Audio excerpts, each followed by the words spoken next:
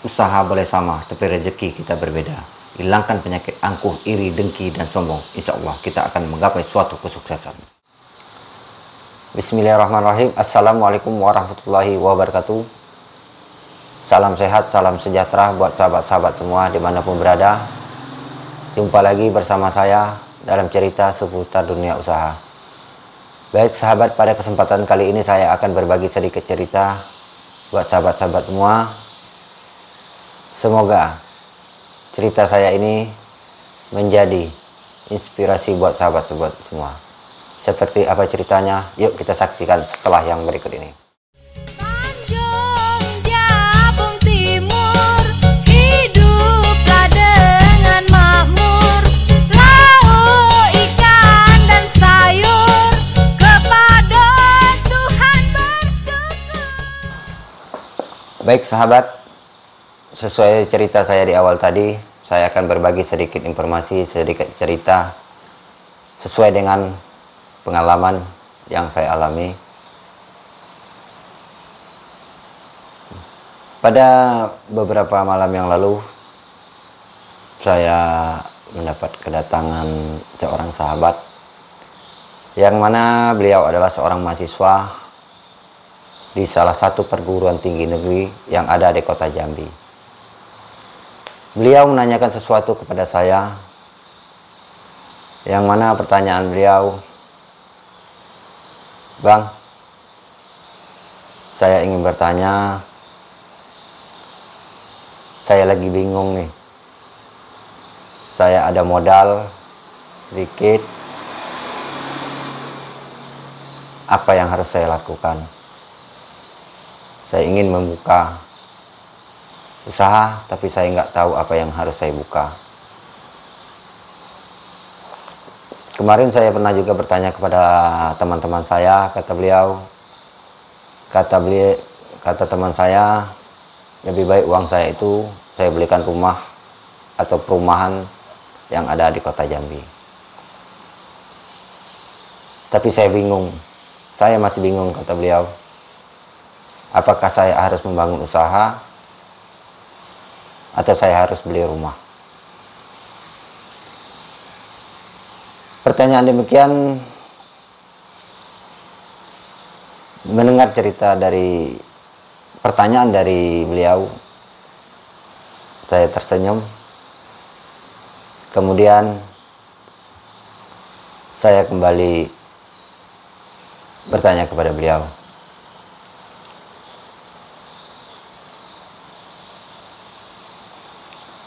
pertanyaan saya, andai kata uang tersebut Anda belikan ke rumah, apa fungsi dari rumah tersebut? Sedangkan Anda masih status bujangan. Dia menjawab, itu adalah investasi saya, Bang. Saya ingin berinvestasi untuk kemudian hari. Apakah Anda membeli rumah itu dengan cash? Beliau jawab, tidak. Saya membeli rumah itu kredit. Dengan apa Anda membayar kreditnya? Beliau jawab, kredit rumah tersebut akan saya angsur dengan penghasilan saya, dengan pekerjaan saya saat ini. Saya sungguh kagum mendengar cerita beliau. Dengan seorang bujangan yang masih berumur 23 tahun, tapi pemikirannya sungguh luar biasa, sahabat. Saya diam sejenak. Kemudian saya berikan sedikit masukan kepada beliau. Sekarang begini, saya bilang, kalau menurut saya, rumah itu adalah urusan belakangan. Karena apa? Karena Anda masih ada rumah di sini, dan Anda masih bisa tinggal di rumah Anda, atau dalam arti rumah orang tuanya. Kalau buat saya, rumah yang akan Anda beli di kota Jambi atau suatu perumahan itu belum waktunya. Dan saat ini, jika memang Anda punya modal, Anda bangunlah suatu usaha. Jika Anda sudah punya usaha, dan usaha itu bisa berkembang, Anda tidak perlu kredit lagi untuk membeli rumah. Anda bisa dengan membeli cash. Dengan sedikit Anda menabung. Sedikit demi sedikit, insya Allah lama-lama akan menjadi banyak, sahabat. Kemudian dia bertanya lagi, apa yang akan saya bangun, Bang? Usaha apa yang harus saya lakukan? Saya kembali bertanya kepada beliau, Anda seorang mahasiswa, sudah semester akhir saat ini, dan Anda akan menghadapi sidang skripsi atau sidang akhir saat.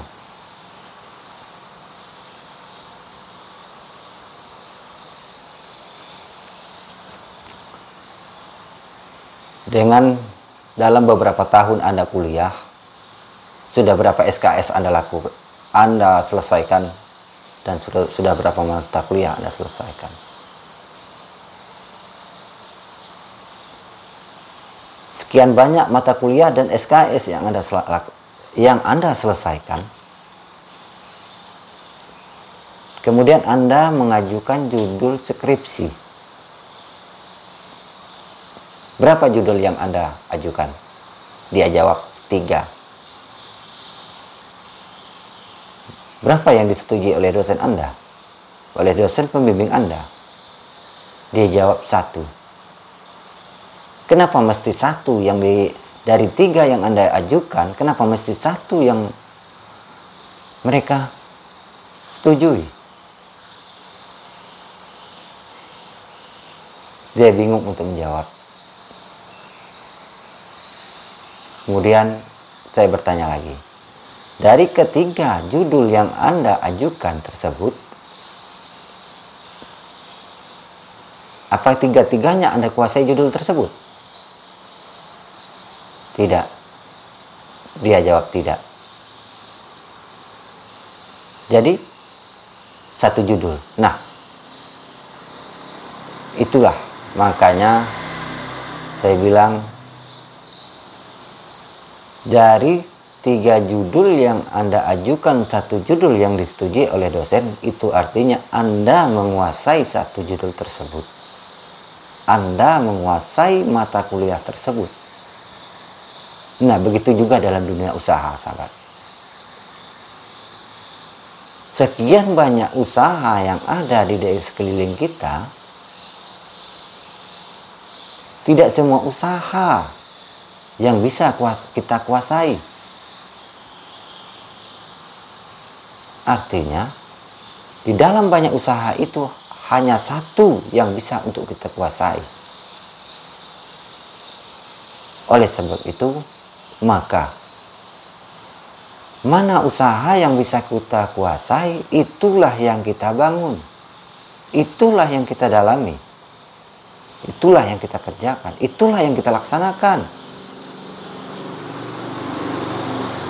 Dari sekian banyak usaha, cuma 1 yang bisa kita tekuni. Itulah arti dari semua judul, dari 3 judul yang Anda ajukan. Artinya 1 mata kuliah yang Anda kuasai, dan begitu juga dari sekian banyak usaha yang ada, Anda harus pelajari dan Anda kuasai. Maka bangunlah usaha tersebut. Dia terdiam sejenak.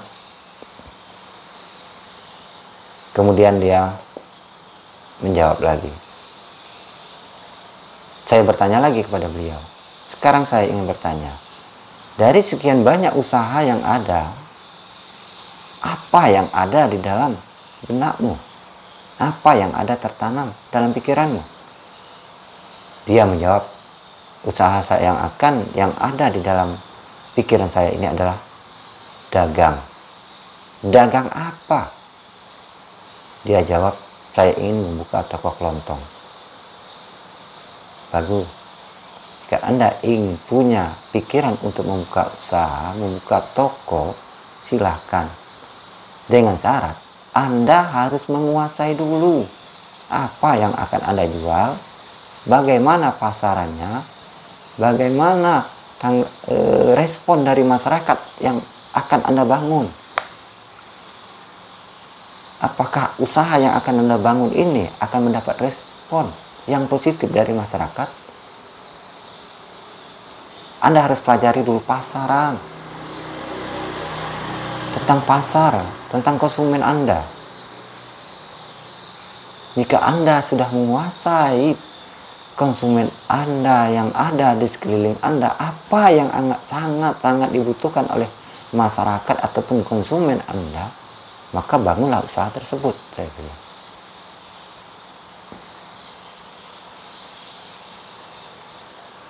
Jika sama dengan apa yang dijual oleh orang lain, maka Anda harus pahami dulu bagaimana sih kriteria masyarakat ini. Apakah masalah harga atau barang?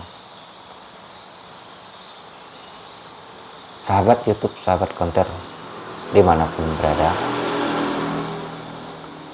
dari cerita ini sedikit saya tekankan kepada sahabat-sahabat semua, sekaligus menjawab pertanyaan-pertanyaan sahabat yang masuk ke saya. Konsumen kita, jangankan kalau masalah harga, jangankan Rp2.000, Rp500 pun akan lari, sahabat. Mereka akan lari. Itu masalah harga. Kemudian juga, walaupun kita mengasih harga yang murah kepada konsumen, dalam arti di bawah harga dari toko-toko yang lain, tapi dengan keadaan pelayanan kita kurang memuaskan, mereka juga nggak bakalan mendekat kepada kita. Mereka juga nggak akan mampir ke toko kita. Mereka akan menjawab, percuma datang ke toko itu dengan wajah masam. Malas saya mampir ke toko itu, pelayanannya kurang baik. Artinya apa? Dalam dunia usaha seperti dagang ini, baik itu konter maupun toko, dari masalah harga juga masalah pelayanan. Kita bisa menyamakan harga dengan toko lain, bisa sama, tapi pelayanan lah yang paling utama.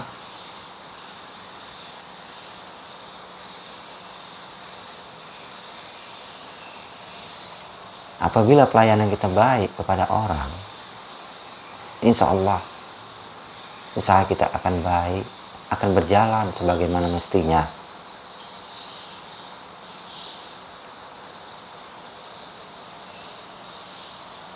Kemudian usaha ini tidak bisa dicoba-coba, sahabat. Usaha ini bukan main-main. Kita boleh mencoba, tapi kita harus menekuni. Kita tekuni usaha kita, walaupun kita nggak punya basic.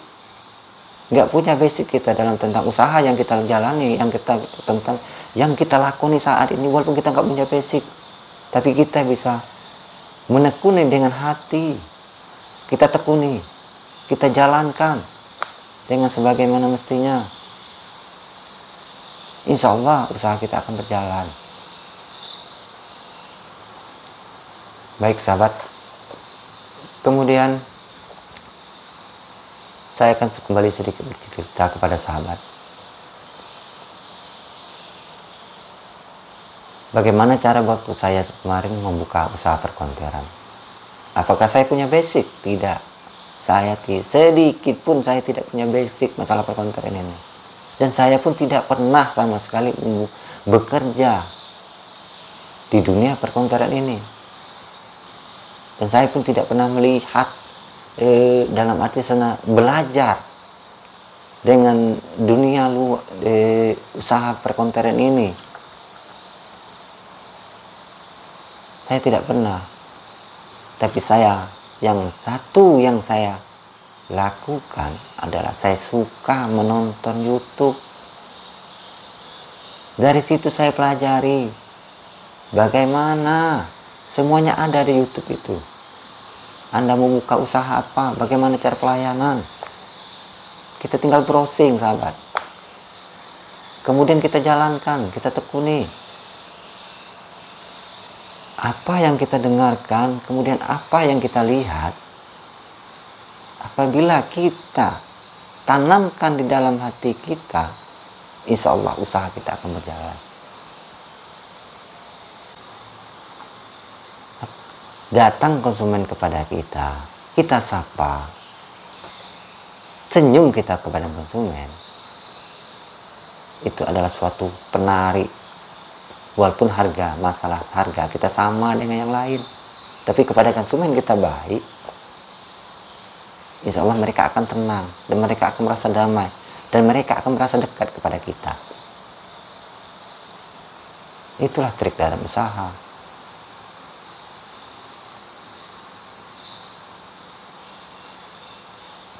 Kembali kita kepada cerita sahabat yang bertanya tadi kepada saya, usaha apa?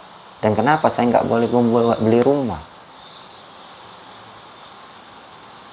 Kenapa saya harus membangun usaha? Rumah itu adalah penunjang. Apalagi status bujangan. Penunjang. Belum saatnya kita perlukan. Bukan arti tidak perlu, tapi belum saatnya kita perlukan. Apa yang mesti kita bangun? Usaha dulu. Apabila usaha kita sudah berjalan, sudah berkembang, apa yang kita mau nantinya bisa kita beli. Anda mau rumah, mau kendaraan, mau apa, bisa semua kita beli. Tapi ada saatnya. Untuk saat ini ibarat kita sebatang pohon yang baru kita tanam, dia akan bertunas. Apabila kita selalu menyiraminya, dia bertunas, kemudian tumbuh, kemudian dengan cabang yang banyak. Nanti akarnya akan dalam. Apabila akarnya sudah tertancap dalam, insya Allah pohon itu akan kokoh. Dalam artinya apa? Apabila usaha kita sudah berkembang, tabungan kita sudah banyak, artinya kita sudah kuat. Kita bisa beli apa yang kita mau. Itu semua ada waktunya. Tapi belum saatnya, belum saat ini maksudnya. Jadi, saat ini maksudnya, bangunlah usaha dulu. Bangun usaha, setelah usaha berkembang, kalau masalah waktu pembangunan usaha, memang sakit. Saat perintisan itu.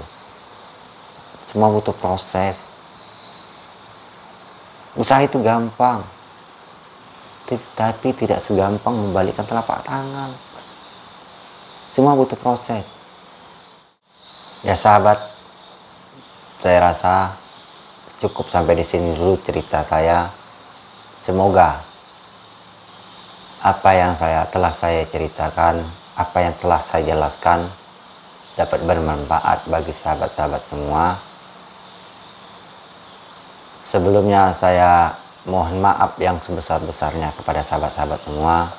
Di sini bukanlah maksud saya ingin mengajari ataupun menggurui sahabat-sahabat semua. Saya hanya bermaksud berbagi pengalaman apa yang telah saya rasakan dan apa yang telah saya alami. Semoga semuanya dapat bermanfaat bagi sahabat-sahabat semua. Salam sehat selalu dan salam sukses selalu. Semoga bagi sahabat-sahabat yang telah membuka usaha, semoga di tahun ini bisa semakin sukses dan selalu dan tambah berjaya. Dan saya sudahi dengan wabillahi taufiq wal hidayah. Wassalamualaikum warahmatullahi wabarakatuh.